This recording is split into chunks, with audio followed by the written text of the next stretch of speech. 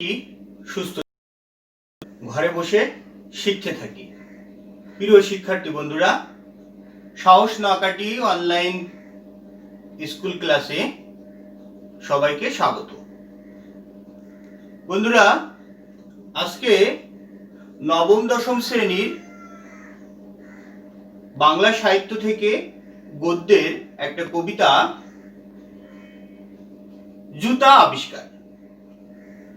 জুতা আবিষ্কার নিয়ে আজকে আলোচনা করব। তা বন্ধুরা, জেনে নেই জুতা আবিষ্কার একটা কাল্পনিক কবিতা।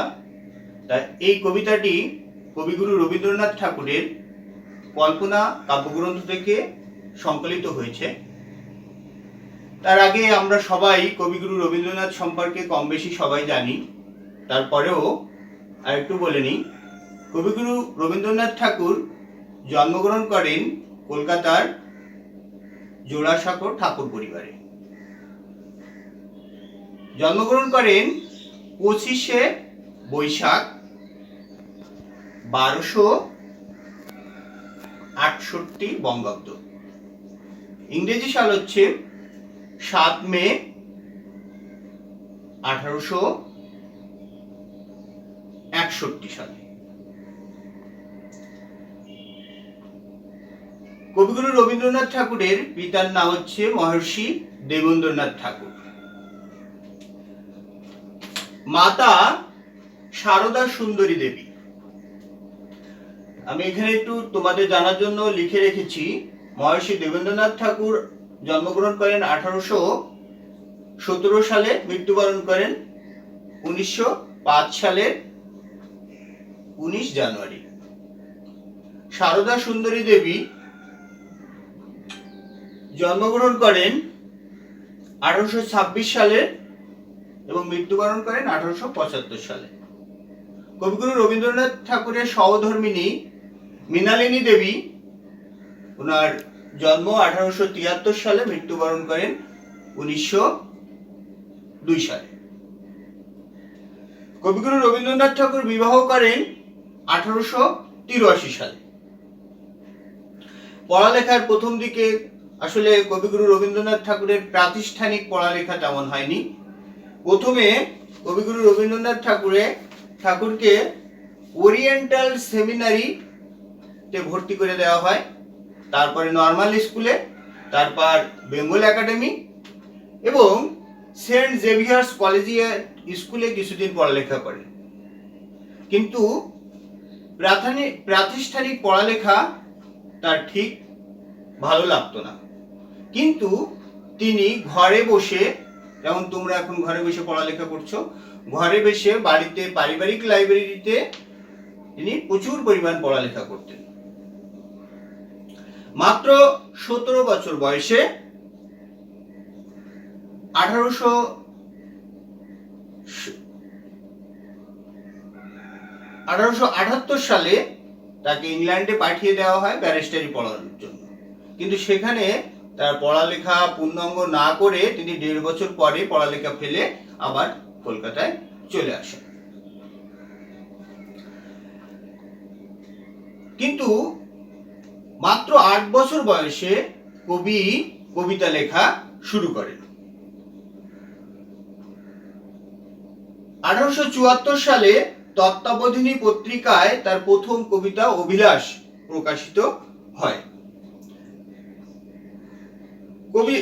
কবির অনেক সাহিত্যকর্ম রয়েছে, প্রচুর পরিমাণ সাহিত্যকর্ম রয়েছে। তার কবিতার কাব্যগ্রন্থ রয়েছে 52টি, নাটক রয়েছে 38টি, উপন্যাস রয়েছে 13টি, প্রবন্ধ 36টি, ছোট গল্প 95টি, গান লিখেছেন এবং সুর করেছেন নিজেই, গান লিখেছেন 1915টি। কবি একাধারে নাট্যকার, নাট্য প্রযোজক, অভিনয়ও করেছেন, উপন্যাস, গল্প, কাব্য এবং তিনি চিত্রকারও ছিলেন। তিনি প্রায় 2000-এর মতো ছবিও এঁকেছেন। কবির কিছু রচনাবলী তার মৃত্যুর পরে রবীন্দ্র রচনাবলী হিসেবে 32 খণ্ডে প্রকাশিত হয়। আর পত্র সাহিত্য চিঠিপত্র হিসেবে চারটি গ্রন্থে চিঠিপত্র 19 খণ্ডে প্রকাশিত হয়। কবিগুরু রবীন্দ্রনাথ ঠাকুর প্রথম কাব্যগ্রন্থ হচ্ছে বনফুল। বনফুল 15 বছর বয়সে বনফুল প্রকাশিত হয়। কবিগুরু রবীন্দ্রনাথ ঠাকুর তোমরা সবাই জানো সাহিত্যে নোবেল পুরস্কার পান। কোন কাব্যগ্রন্থ? গীতাঞ্জলি। গীতাঞ্জলি প্রকাশিত হয় 1910 সালে। আর 1912 সালে গীতাঞ্জলি ইংরেজিতে অনুদিত হয়। আর 1913 সালে সুইডেন একাডেমি কবিগুরু রবীন্দ্রনাথ ঠাকুরকে সাহিত্যে নোবেল পুরস্কার দেন এই ইংরেজিতে অনুদিত গীতাঞ্জলির উপর। তাহলে কবিগুরু রবীন্দ্রনাথ ঠাকুর সাহিত্যে নোবেল পুরস্কার পান 1913 সালে।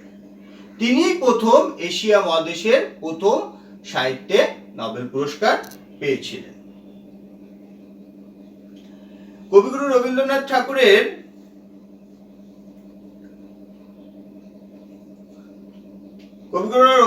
ঠাকুরের আগেই বলেছি 1902 সালে তার স্ত্রী মারা যান। আর 1905 সালে যে বঙ্গভঙ্গ বিরোধী আন্দোলন হন সেই সময় কবি সরাসরি বঙ্গভঙ্গ আন্দোলনে অংশগ্রহণ করেন। এবছরই কবির পিতা মারা যান। 1915 সালে ব্রিটিশ সরকার কবিগুরু রবীন্দ্রনাথ ঠাকুরকে নাইট উপাধিতে ভূষিত করেন। কিন্তু 1919 সালে জালিয়ানওয়ালাবাগের হত্যাকাণ্ডের প্রতিবাদে কবিগুরু রবীন্দ্রনাথ ঠাকুর নাইট উপাধি ত্যাগ করেন। কবিগুরু রবীন্দ্রনাথ ঠাকুরের বিভিন্ন কাব্যগ্রন্থ থেকে কিছু কিছু কাব্যগ্রন্থ আমরা একটু জেনে নেই। উল্লেখযোগ্য কাব্যগ্রন্থগুলো হচ্ছে মানসী, সোনারতরী, যোগাযোগ, বিচিত্র প্রবন্ধ, শেষের কবিতা, কল্পনা, খনিকা, বলাকা, চোখের বালি, গোড়া, ঘরে বাহিরে, ডাকঘর, বিসর্জন, রক্ত, কবরী, গল্পগুচ্ছ ইত্যাদি ইত্যাদি ইত্যাদি। অনেকগুলো, এই যতগুলো সম্ভব কাব্যগ্রন্থের নামগুলো আমাদের মনে রাখতে হবে। কবিগুরু রবীন্দ্রনাথ ঠাকুরের জীবন অবসান হয় ইংরেজি 1941 সালের 7 আগস্ট, বাংলায় 22 শ্রাবণ 1348 বঙ্গাব্দ। এই হচ্ছে সংক্ষিপ্ত আকারে কবিগুরু রবীন্দ্রনাথ ঠাকুরের একদম অল্প পরিমাণে কবিগুরু রবীন্দ্রনাথ সম্পর্কে আমরা জেনে নিলাম। আমরা এবার জুতা আবিষ্কার কবিতাটি একটু পড়ি।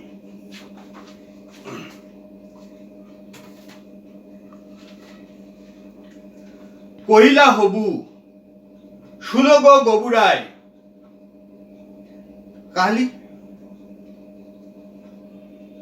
কালীকে আমি ভেবেছি সারা রাত্র, মলিন ধুলা লাগিবে কেন পায়, ধরণী মাঝে চরণ ফেলা মাত্র, তোমরা শুধু বেতন লও বাটি, রাজার কাজে কিছুই নাই দৃষ্টি, আমার মাটি লাগায় মোরে মাটি, রাজ্যে মোর একই এ অনা সৃষ্টি, শীঘ্র হের করিবে প্রতিকার, নইলে কারো রক্ষা নাই আর।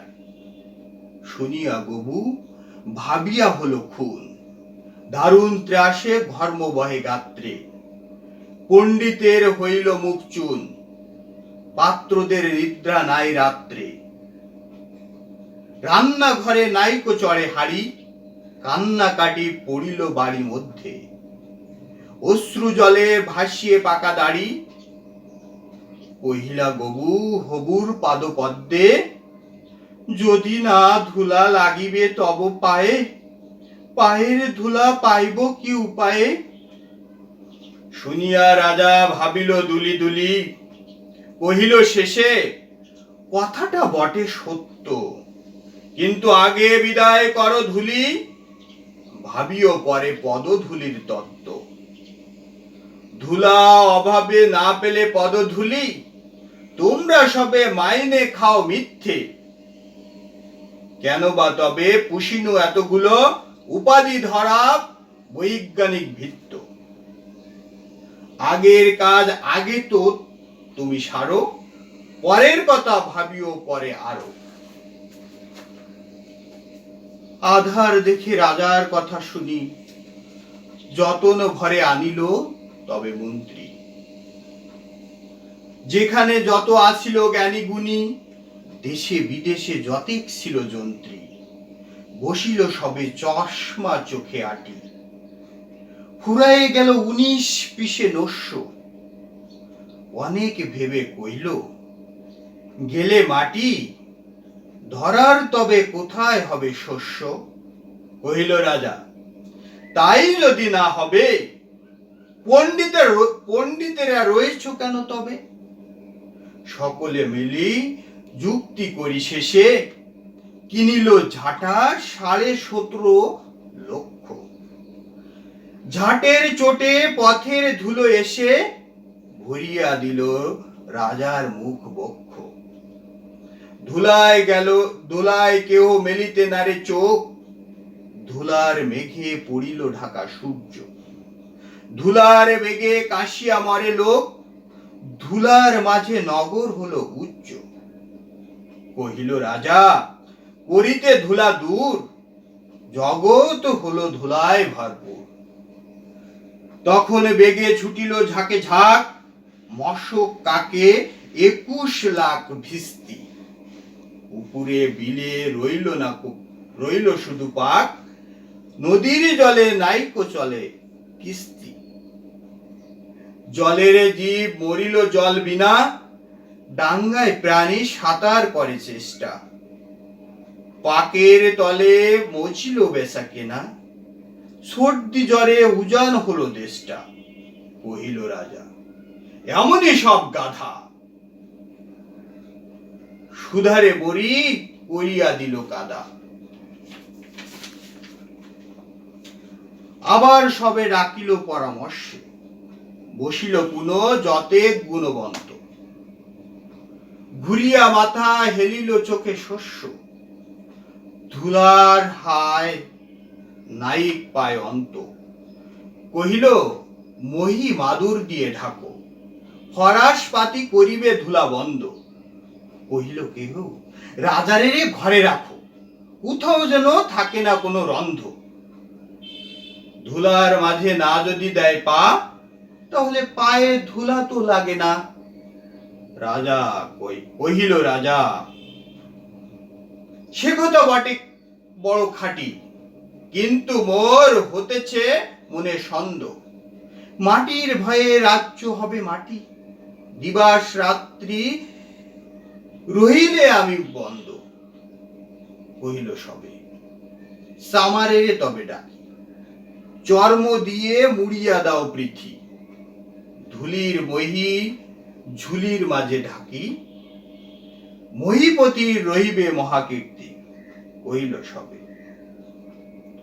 হবে সে অবহেলে, যোগ্য মতে চামার যদি মেলে। রাজার চর ধাইল হেতা হোথা, ছুটিল সবে ছাড়িয়া সব কর্ম। যোগ্য মতো চাওয়ার নাহি কোথা, না মিলে এত উচিত মতো চর্ম। তখন ধীরে চামার কুলপতি, কহিল এসে ঈষৎ হেসে বৃদ্ধ, বলিতে পারি করিলে অনুমতি। সহজে যাহে মানুষ হবে সিদ্ধ, নিজের দুটি চরণ ঢাকো তবে, ধরণী আর ঢাকিতে নাই হবে। কহিল রাজা এ তো কি তবে সিধে, ভাবিয়া মল সকল দেশ শুদ্ধ। মন্ত্রী কয়ে ব্যাটারে শুলে বিধে, কারার মাঝে করিয়া রাখো রুদ্ধ। রাজার পদচর্ম আবরণে ঢাকিল বুড়ো বসিয়া পাদপ্রান্তে। মন্ত্রী কহে, আমারও ছিল মনে, কেমনে বেটা পেরেছে সেটা জানতে। সেই দিন হতে চলিল জুতো পরা, বাঁচিল গবু রক্ষা পেল ধরা। এই ছিল হচ্ছে আমাদের কবিতাটা পড়া। এখন কবিতা থেকে আমরা এবার একটু রস আস্বাদন করি। আসলে কবিতাটা মজার, হ্যাঁ, এটা আসলে কাল্পনিক। কহিল হবু, শুনো গো গবুরায়, কালীকে আমি ভেবেছি সারা রাত্র, মানে সারা রাত্রে ভেবেছে, মলিন ধুলা লাগিবে কেন পায়।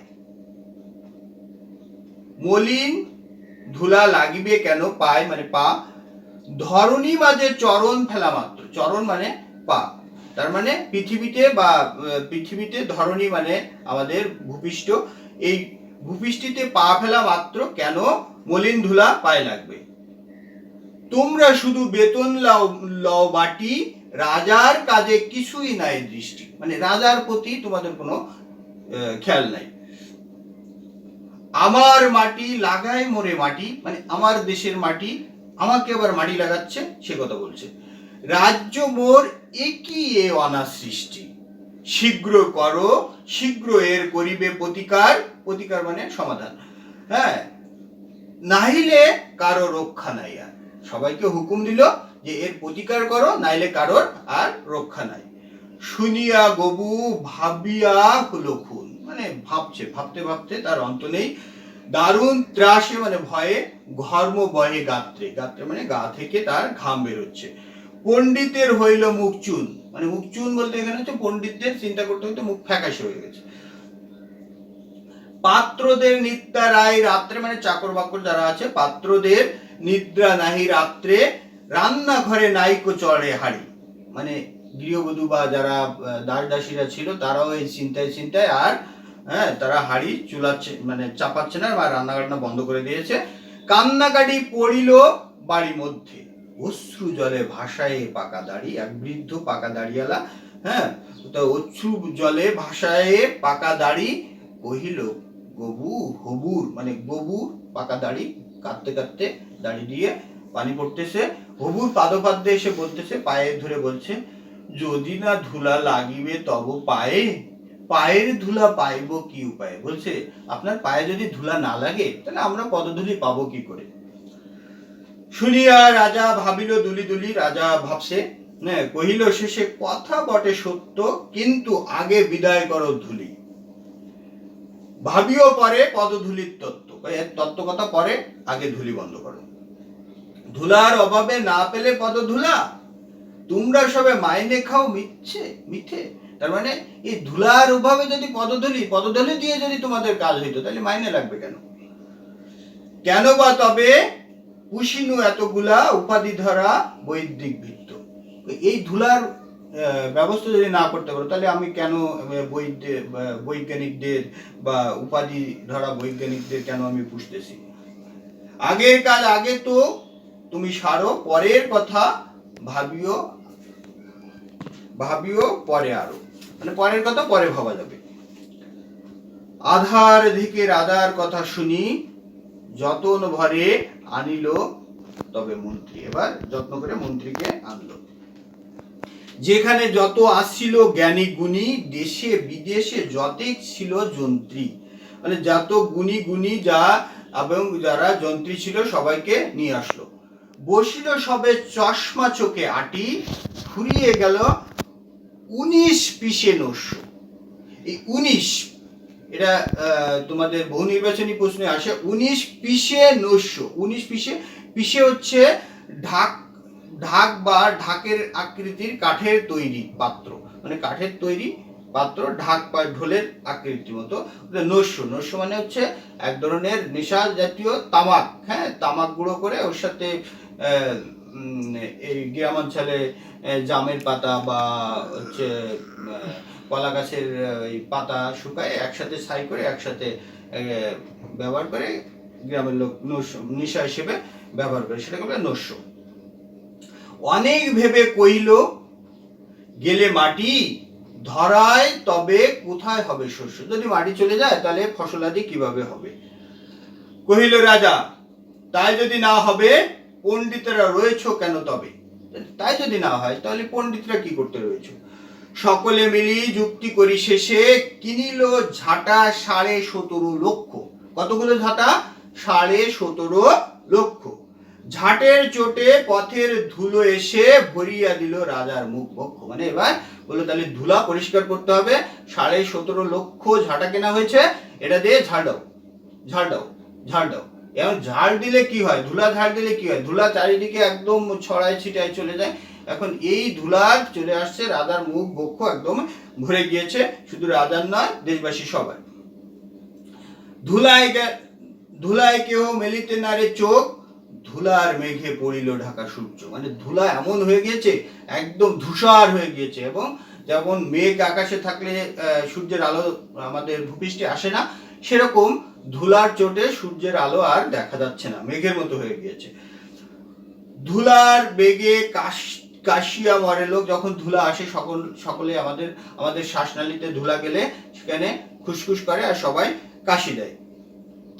ধুলার বেগে কাশিয়া মরে লোক, ধুলার মাঝে নগর হলো উচ্চ। মানে নগর পুরো একদম ঢেকে গিয়েছে।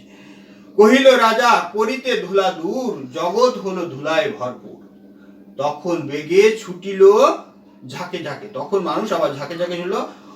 মশক কাখে 21 লাখ ভিস্তি। মশক হচ্ছে পানি নেওয়ার, চামড়ার তৈরি পানি নেওয়ার পাত্র। কাকে মানে কাকে করে, মাজায় করে 21 লাখ ভিস্তি। 21 লাখ ভিস্তি হচ্ছে পানি বহরের জন্য চামড়ার তৈরি এক ধরনের থলে। তাহলে কত লাখ? 21 লাখ। পুকুর বিলে রইল শুধু পাক। মানে পাক বাদে, মানে ডুবা নালা পাক বাদে, আর হচ্ছে পুকুর বিলে কোথাও আর পানি রইল না। সব হচ্ছে ধুলা নেবানোর জন্য, ধুলাকে পরিত্রাণ পাওয়ার জন্য ধুলার দিকে এরকম ছুটছে। জলের জীব মরিল জল বিনা। মানে জল সব একদম নিয়ে যাচ্ছে, শেষে ফেলছে, যে কারণে জলের জীব মরে যাচ্ছে। ডাঙ্গার পানি সাঁতার করে চেষ্টা। মানে ডাঙ্গায় এত পানি হয়ে গেছে, হ্যাঁ, প্রাণী সাঁতার দেওয়ার চেষ্টা করতেছে। পাকের তলে মজিল কেনা বেচা। এটা একটা চমৎকার। পাকের তলে মজিল কেনা বেচা। মানুষের যে প্রয়োজনীয় যে জলটা লাগে সেটা শুধুমাত্র রয়েছে পাকে, মানে সেই নোংরা পচা। তাই সেটাই দিয়ে, মানে কোথাও পানি নেই, এখন সেটাই দিয়ে মানুষ এখন কি করছে? নিজেদের প্রয়োজন মেটানোর জন্য মানে ওখান থেকে নিচ্ছে। তাই বলছে পাকের তলে মজিল বেচা কেনা, সর্দি জ্বরে উজান হলো দেশটা। কহিল রাজা, এমনি সব গাধা, ধুলোরে মারি করিয়া দিল কাদা। মানে ধুলোরে মারতে এবার করিয়ে দিচ্ছে কাদা। আবার সবে ডাকিল পরামর্শে, বসিল পুনঃ যতে গুণবন্ত। মানে গুণী লোকজন। ঘুরিয়া মাথা হেলিল চোখে শস্য। মানে মাথা ঘুরে যায়, চোখে থাকে শস্যে, মানে শস্যের ফুল। আমরা মাঝে মাঝে বলি না, চোখে কি শস্যের ফুল দেখছো? তার মানে একদম সব একই রকম। ধুলার হাক নাই কি পায় অন্ত, কহিল মহি মাদুর দিয়ে ঢাকো। মহি মানে পৃথিবী, মহি মাদুর দিয়ে ঢাকো। তাহলে মাদুর দিয়ে ঢেকে দেই। ফরাস পাতি করিবে ধুলা বন্ধ। ফরাস মানে এক ধরনের বিছানা। ফরাস পাতি করিবে ধুলা বন্ধ। কহিল কেহ রাজারে ঘরে রাখো, কোথাও যেন থাকে না কোনো রন্ধ্র। রন্ধ্র মানে ছিদ্র। তার মানে রাজাকে ঘরের ভিতরে রেখে দাও, কোনো জায়গায় ছিদ্র যাবে না, ধুলা যাবে না, রাজা ঘরেই থাকবে। ধুলার মাঝে না যদি দেয় পা, তাহলে পায়ে ধুলা তো আর লাগে না। কহিল রাজা, সে কত বড় খাঁটি, কিন্তু মোর হতেছে মনে সন্দেহ। মানে রাজা বলছে সে কথা ঠিক, কিন্তু আমার মনে সন্দেহ জেগেছে। মাটির ভয়ে রাজ্য হবে মাটি। মানে এই যে ধুলা, মাটির কণার ভয়ে রাজ্য তো মাটি হয়ে যাবে। কেন মাটি হয়ে যাবে? রাজা যদি সকাল সন্ধ্যা ঘরে বন্দি থাকে তাহলে রাজ্য চলবে কি করে? দিবস রাত্রি রহিলে আমি বন্ধ, কহিল সবে সামারেরে তবে ডাকি, চর্ম দিয়ে মোড়ায় দেব পৃথিবী। পিঠি মানে পৃথিবী, মানে চামড়া দিয়ে এবার পৃথিবী মোড়ায় দেবে। ধুলির মহি ঝুলির মাঝে ঢাকি, মহিপতির রহিবে মহাকীর্তি। ধুলি সব এখন ওর ভিতরে দিয়ে দিলে মহিপতি মানে রাজামশাই আপনার অনেক কীর্তি হবে। কহিল সবে হবে সে অবহেলে যোগ্য মতো চামার যদি মেলে। তাহলে যোগ্য মতো চামার মানে চর্মকার, যারা চামড়া দিয়ে কাজ করে। তাহলে এই চামার যদি মেলে তাহলে, হ্যাঁ, যোগ্য মানে উপযুক্ত, চামার যদি মেলে তাহলে হবে। রাজার চর চাকরেরা ধাইল হেতা হুতা গেল, বিভিন্ন জায়গায় যাচ্ছে। ছুটিল সবে কহিয়া ছাড়িয়া সব কর্ম, সমস্ত কাজ ফেলে ছুটছে। যোগ্য মতো চামার নাহি কোথাও, কোথাও চর্মকার পাওয়া গেল না। না মিলে এত উচিত মতো চর্ম, এই পৃথিবী ঢাকার মতো এত চর্ম মিলল না। তখন ধীরে চামার কুলপতি মানে চামারদের যে কুলের বংশের যে প্রধান, সেই কুলপতি আসছে, এসে বলছে কহিল এসে ঈষৎ হেসে বৃদ্ধ একটু মৃদু হেসে বলছে বলিতে পারি করিলে অনুমতি। বলছে আমাকে যদি অনুমতি করেন তাহলে আমি একটা কথা বলতে পারি। সহজে যাতে মানুষ হবে সিদ্ধ, নিজের দুটি চরণ ঢাকো, তবে ধরণী আর ঢাকিতে নাই হবে। বলছে এটা তো সহজ সমাধান, যদি নিজের চরণ দুটি ঢাকতে পারে তাহলে তো আর পৃথিবী ঢাকার দরকার নেই। কহিল রাজা এ তো কি হবে শীতে, মানে এটা কি হবে সহজ। ভাবিয়া মল, এখানে মল কথা হচ্ছে মল একটা, এখানে বলে হচ্ছে লোপ চিহ্ন, ওটা কমা দেওয়া আছে, হ্যাঁ, লোপ চিহ্ন, হ্যাঁ, এটাকে আসলে মহল, হ্যাঁ, এখান থেকে হটাকে লোপ করা হয়েছে। ভাবিয়া মল সকল দেশ শুদ্ধ, মানে মহলের সবাই ভাবলো এবং দেশ শুদ্ধ ভাবলো। মন্ত্রী কহে বেড়ারে শুলে বিধে কারার মাঝে রাখিয়া করিয়া রাখো রুদ্ধ, মানে ওর কথা পছন্দ হয় নাই, তাহলে একে শুলে বিধে, আগে শাস্তি দিত শুল দিয়ে, শুলে বিধে কারার মাঝে রুদ্ধ করে রাখো। রাজার পদ চর্ম আবরণে ঢাকিয়া বুড়ো বসিয়া পদপ্রান্তে, এই পার কাছে বসে এর ভিতরে ওই বুড়ো বৃদ্ধ লোক চর্ম দিয়ে রাজার পা ঢেকে দিল। এখন মন্ত্রী কহে আমারও ছিল মনে, কেমনে বেটা পেরেছে সেটা জানতে। তখন আবার মন্ত্রী এটা ক্রেডিট নিচ্ছে যে আমারও তো ওটা মনে ছিল, কিন্তু আমার ব্যাপারটা কেমন করে এই বৃদ্ধ জেনে গিয়েছে। সেই দিন হতে চলিল জুতো পড়া, বাঁচছিল গবু রক্ষা পেল ধরা। আমরা আনন্দের সাথে মজার সাথে জুতো আবিষ্কার জানলাম, কিন্তু মূল তত্ত্ব কথা এখানে নয়। মূল তত্ত্ব কথা হচ্ছে যে এই জুতো আবিষ্কার হলো বা রাজার পা আবরণ দিয়ে ঢাকা হলো, হ্যাঁ, কিন্তু দেখো যারা মহাজ্ঞানী, যারা মন্ত্রী ছিল, বিজ্ঞরা ছিল, তারা কিন্তু এটা আবিষ্কার করতে পারেনি। তারা কত চিন্তা করলো, কত কিছু করলো, কিন্তু জুতো আবিষ্কার করতে পারেনি। পারলো কে? যাদেরকে আমরা অবজ্ঞার চোখে দেখি, যাদেরকে ছোট বলে থাকি, সেই একজন বৃদ্ধ লোক, হ্যাঁ, সে যে কিন্তু এই মহৎ আবিষ্কারটা করে দিল। আমরা আসলে ছোট মানুষকে বা কোনো কাজকে যাতে আমরা ছোট না করি, কবিগুরু রবীন্দ্রনাথ ঠাকুর এখানে বলতে চেয়েছে যে আমরা কোনো কিছুকে যেন ছোট না করি, কাউকে ছোট দৃষ্টিতে না দেখি, কাউকে অবজ্ঞার দৃষ্টিতে না দেখি, কারণ সেও মহৎ কিছু সৃষ্টি করতে পারে। তাহলে কাউকে ছোট করা যাবে না। এই ছোটর মধ্যেও মহৎ সৃষ্টির প্রেরণা রয়েছে, প্রতিভা রয়েছে। বন্ধুরা এখন কবিতাটা বুঝলাম, এখন বাড়ির কাজ নিতে হবে। বাড়ির কাজ থাকবে তোমাদের ছোট বা ক্ষুদ্র প্রাণীর মধ্যে মহৎ কাজের প্রেরণা বা মহৎ কাজের হচ্ছে প্রতিভা আছে, বা মহৎ কাজ করেছে, হ্যাঁ, বা উপকার করেছে, সেরকম একটা গল্প লিখতে হবে নিজের মতো করে। এটা হচ্ছে বাড়ির কাজ। তো বন্ধুরা ভালো থাকো, ঘরে বসে নিয়মিত পড়ালেখা করো, জ্ঞান অর্জন করো। কারণ কবিগুরু রবীন্দ্রনাথ ঠাকুর কিন্তু বিদ্যালয়ের পাঠ বেশি গ্রহণ করেননি, সে কিন্তু নিজে ঘরে বসে লেখাপড়া করেছে। তা তোমরা ঘরে বসে পড়ালেখা করো, আর আমরা তো তোমাদের সাথেই আছি। তো বন্ধুরা ভালো থাকো, সুস্থ থাকো। ধন্যবাদ সবাই।